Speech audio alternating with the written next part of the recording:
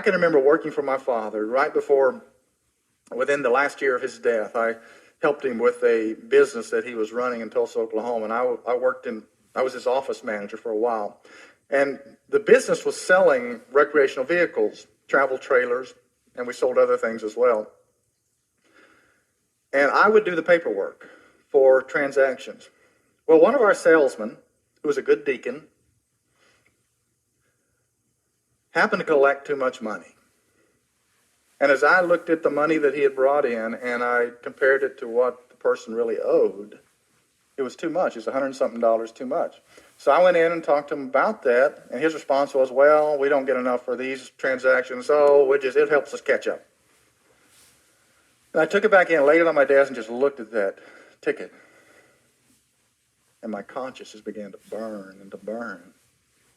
And I didn't want that money in the bank account of the business.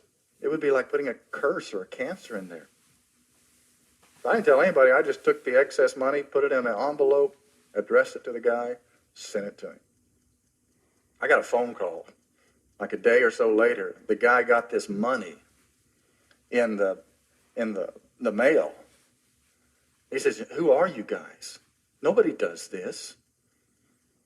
You're not like anybody I'll tell everybody in the world to go buy from you guys. You didn't have to send this money.